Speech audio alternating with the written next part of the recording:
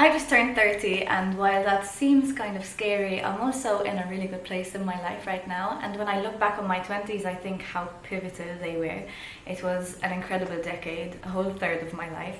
And I just think there's so many things that happened, so I thought it would be fun to write a list of 20 big lessons that I learned in my 20s, and I wanted to share them with you today. I will warn you, this is going to get quite deep and it's probably going to be a long one, so grab a snack, grab some water, get comfy and enjoy. So before I actually get into it, I just wanted to say hi and thank you for being here. I am Chrissy, I'm Maltese, living in Slovakia with my son, my husband and my dog. If you're new here, I encourage you to leave a comment below and let me know one of the biggest lessons that you have learned in your life, or something that you learned that really stuck with you. So, my 20s. My 20s started with me being depressed, in a miserable job, unhappy in a relationship, and very soon single, to, fast forward 10 years where I'm now happily married, living the expat life, mentally very well, physically well, and I've just had so much happen.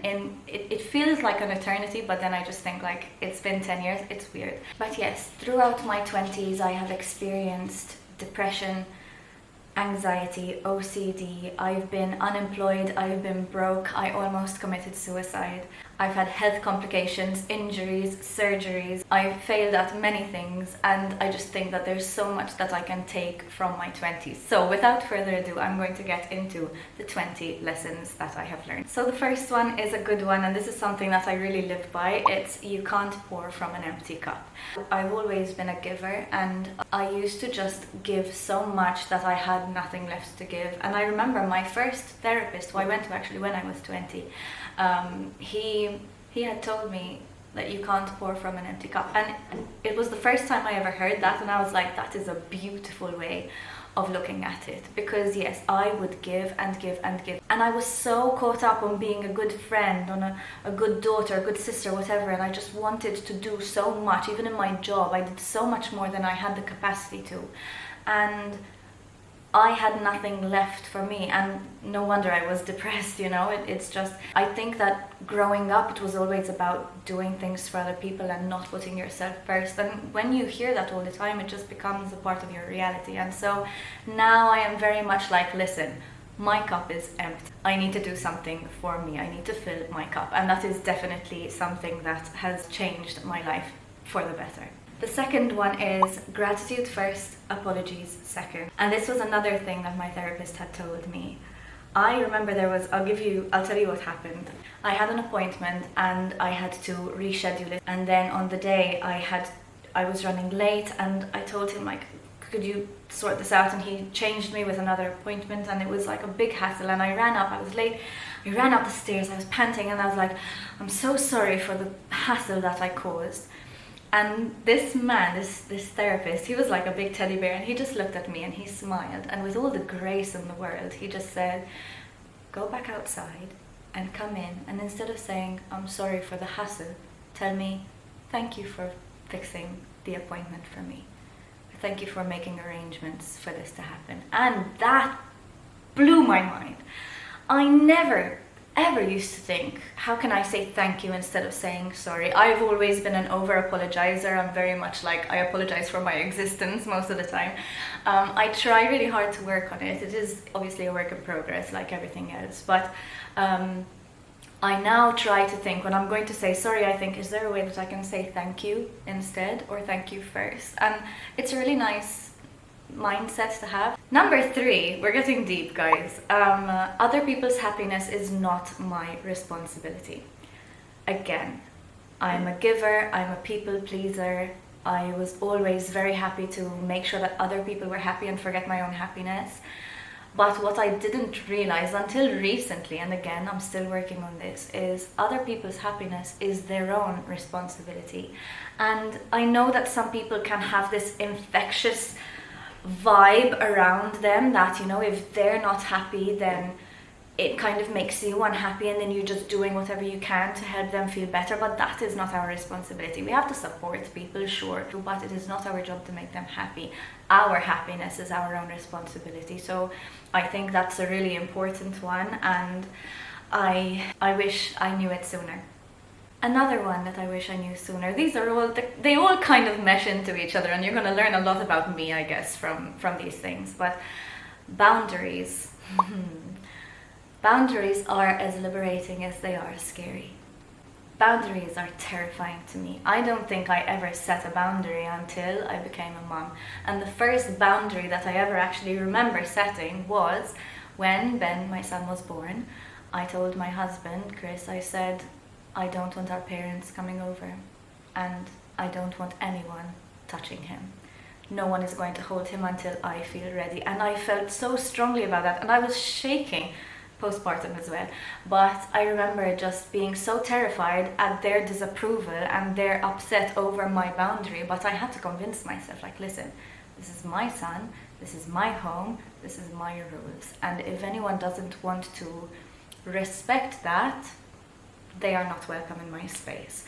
And boundaries are again something that I did not grow up knowing how to set, and I'm working so hard on it now. But yes, boundaries are as liberating as they are scary. When you start to learn how to set boundaries and you start demanding respect from people, it's horrible, but it feels so good at the same time, because you start to respect yourself, and that's a pretty cool place to be in life, when you finally start to respect yourself and acknowledge how you feel and make sure that you are honoring that. And it's beautiful, but really scary. Number 5, worrying about what other people think is a waste of time, and it is extremely self-centered. Now, everyone says that the older they get, they stop caring about what people think. And that's great, and yes, it's true, I have noticed that. But a while ago I was reading a book about boundaries, funnily enough, and it said that worrying about what other people think of you is self-centered, and I never looked at it that way. I never considered how self-absorbed it is to think that all the people in the street who don't even know me, or to think that the people who I went to school with or anyone like that actually cares. No one cares. And when I go out and I stop myself, I hold myself back from having fun or from doing something that I'm enjoying. Like recently I was trying to learn how to rollerblade, and I was so embarrassed, thinking these people are going to look at me and think, oh my god, she can't rollerblade, she looks like such an idiot. First of all, you would never do that with a child. You're not going to look at a child learning something and think, oh my god, what an idiot, she can't rollerblade.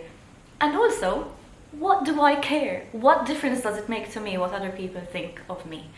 I have held myself back so much in life because of this fear, and I am trying to punch fear in the face, and it's hard, but caring about what other people think really is just a waste of time. I saw something that says you are not the main character in someone else's story, and that, again, it really stuck. So yeah, it's true that the older you get, the less you care about what people think, and it's a really cool thing to feel. Or to not feel. Number 6 is another work in progress. Striving for perfection is a waste of time and energy.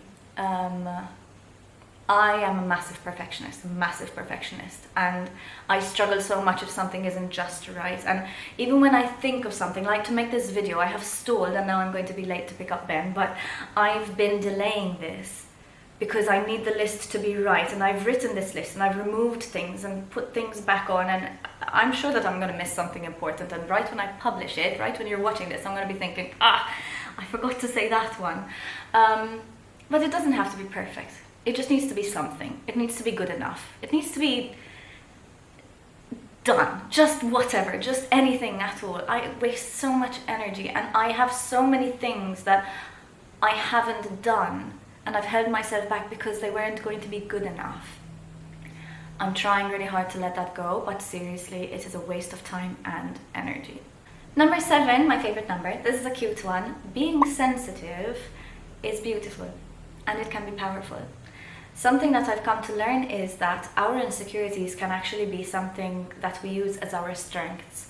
And growing up, I was mocked a lot for being so sensitive. I was always the crybaby, I was a drama queen and all of this. And I actually realize now that being as sensitive as I am helps me to really be in tune with what's going on around me. And I think that kind of makes me a beautiful person at the same time. And it's hard to say good things about myself, but when I think like I'm very kind and I'm very giving, and I'm trying to work on also caring for myself, but being sensitive was often considered a bad thing when I was growing up, and now I try to look at it as an asset. It's an advantage being sensitive. I like the fact that I'm so sensitive. So if you're a sensitive person and you feel bad about it and you wish you weren't so sensitive, you might come to love it eventually.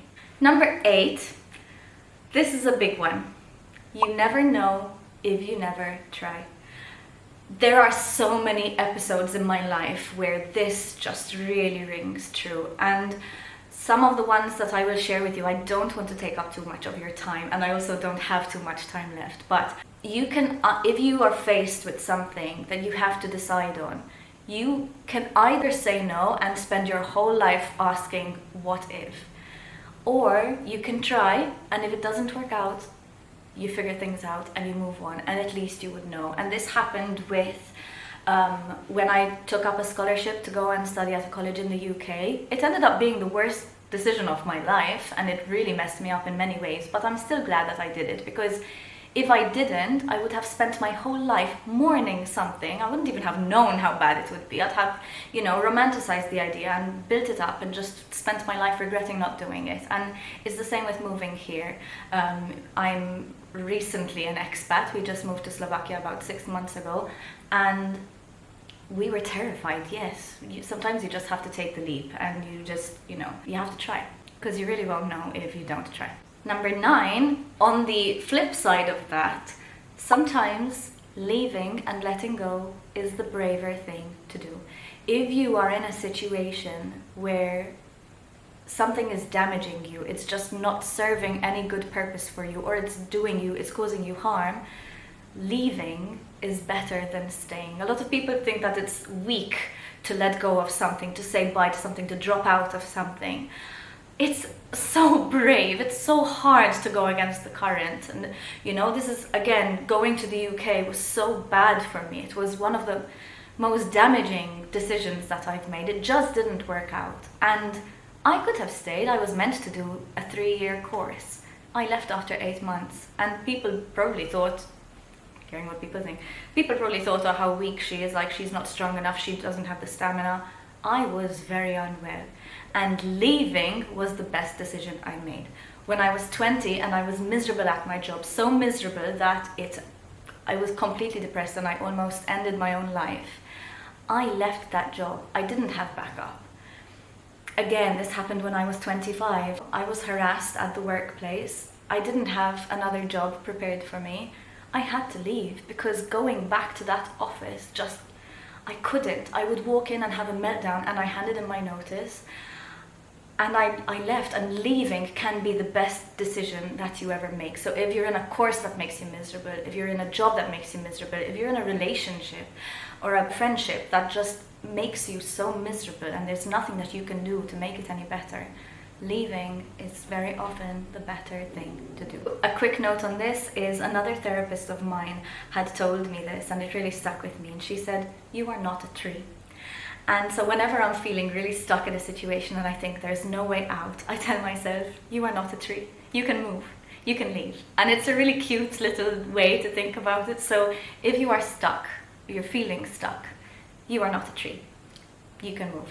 Number 10, I'm halfway through and I still have so much left to say. I'm going to try and speed through them a little bit because I just talk so much. Number 10, the way you start your day sets the tone for the rest of the day. And this is a good one. I used to, like I'm sure many people do, the first thing I did in the morning was check my phone, and I would check my notifications and I'd scroll a bit on Instagram or whatever, and then I had read that what you do in the first hour of your day sets the tone for the rest of it.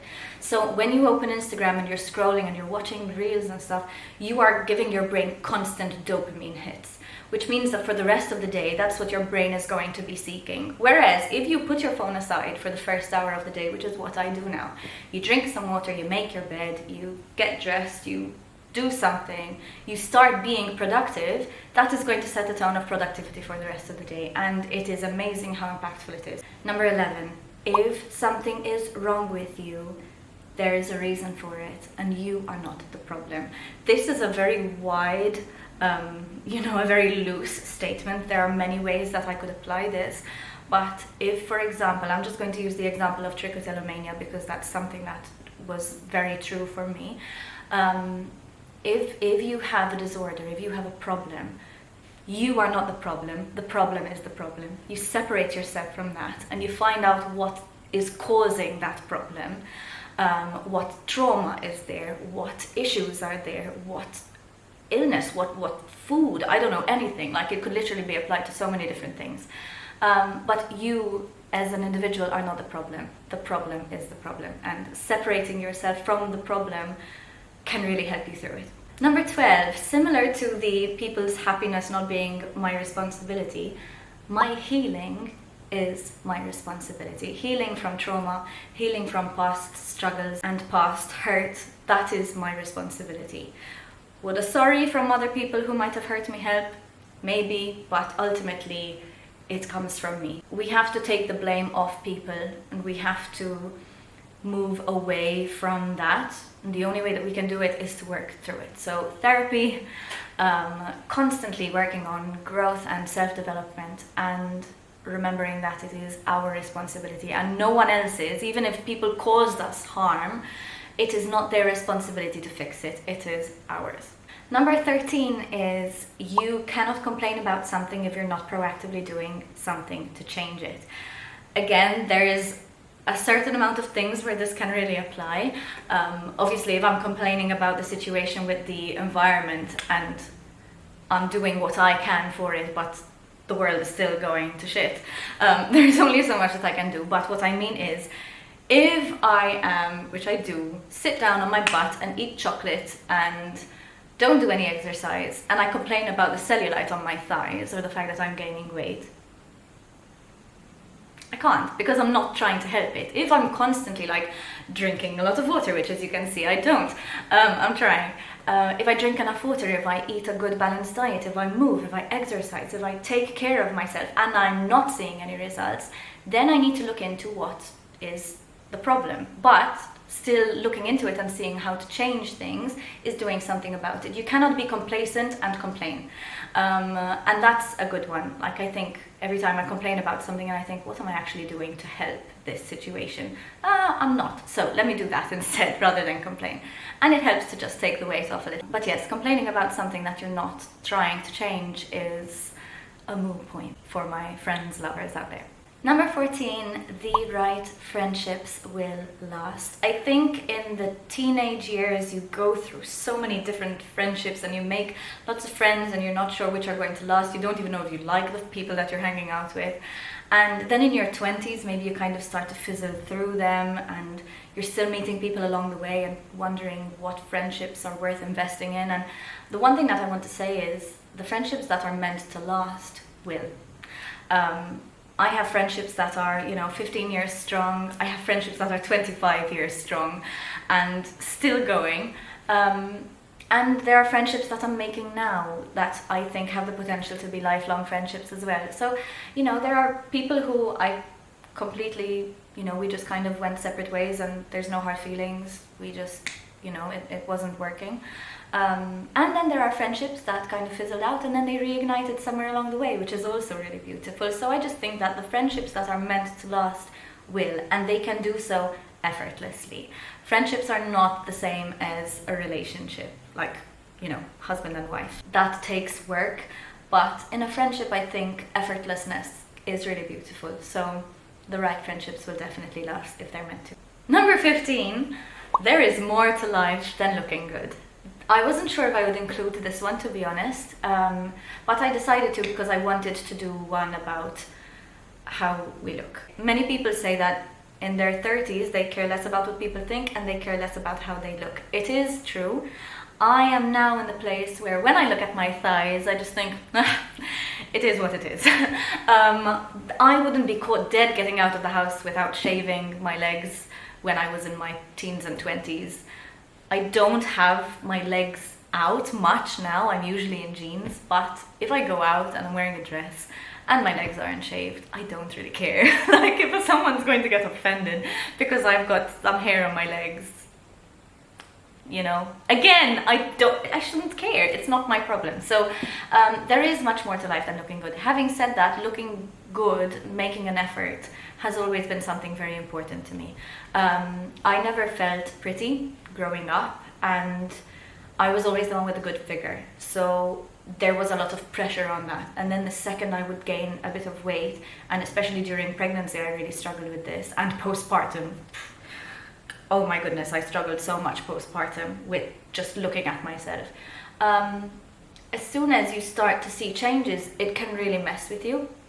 But what I do try to remind myself is that there is much more to life than looking good. So yes, I have cellulite. Yes, I have chunky thighs. Yes, I have acne.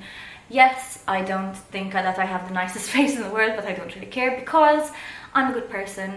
I'm a kick-ass mom. I'm a very loving wife. I think I'm, you know, I just try to focus on the things that really matter at the end of the day. So when I die, I don't think people are going to be like, oh, it's a shame she was cute, or, you know, it's a shame she had a nice butt. People are going to say, she was really sweet, she was really nice, and she was kind, and she was giving, and she did so much to help other people, and that is so much more important than the way that I look. Number 16 is everything in life can teach us something. My dad always says, it's only a mistake if you don't learn from it. And it's so true. And it doesn't just have to be the mistakes. Good things and bad things all have a lesson to teach us. And sometimes I think things happen and they don't make sense. I'm in the middle of that right now. Something has happened to us this week and I'm just like, I cannot see the reason for it. I cannot understand the purpose. And maybe in a month's time I will. Maybe in 10 years' time I will. And I'll be like, oh, that's why that happened. Because I do believe that somehow everything happens for a reason.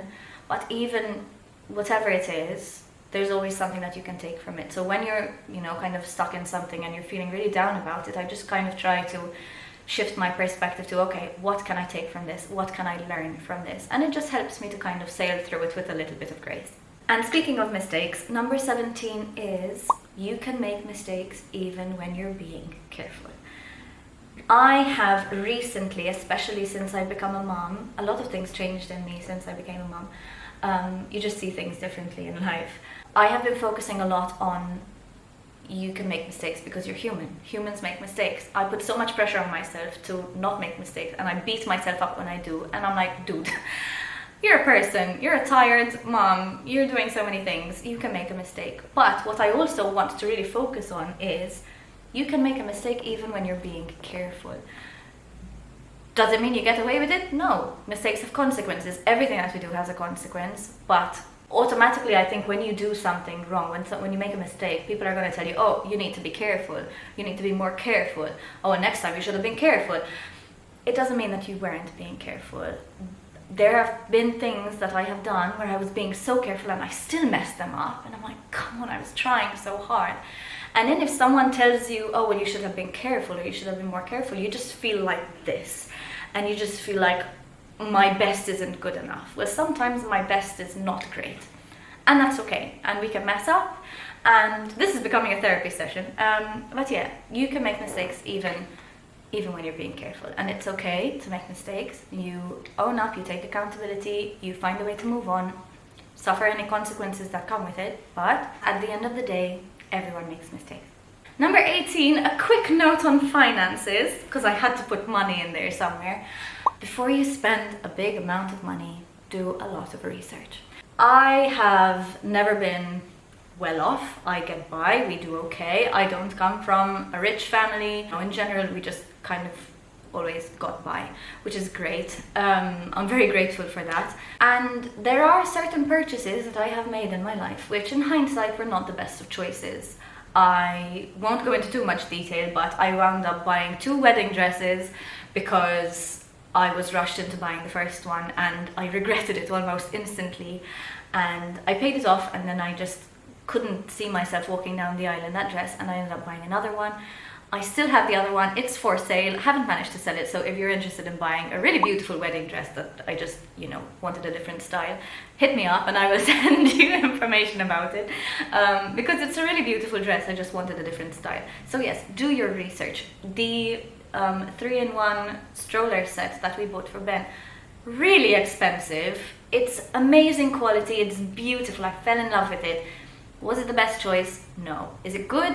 Yes, but in hindsight we could have made different choices. Okay, so my battery died and I had to go pick Ben up. I've charged my camera and I'm back. I've brought you a little bit closer because Ben is asleep, so I don't want to be too loud. I was talking about the purchases. The 3-in-1 set was another example. It's beautiful, we still use it, we will use it again with our next child whenever that happens, but we do often talk about how we wish we got something else. So all I'm saying is, when it comes to spending big amounts of money, whatever a big amount is to you based on your financial situation, yeah, maybe, you know, a lot of research and really think it through, because money doesn't grow on trees, and I don't know about you, but I don't poop money, so we have to take care of what we have. Number 19 is a big one, and it is people can change. People change, people do change, people are meant to change, but what I'm referring to in this particular situation is, I often hear about people saying that once something, always a something, and that people don't change, and that is bogus. I am calling bull on that. I have seen very big changes in myself over the years and very big changes in other people, and I'm talking things like lying, aggression, cheating, parenting styles, discipline.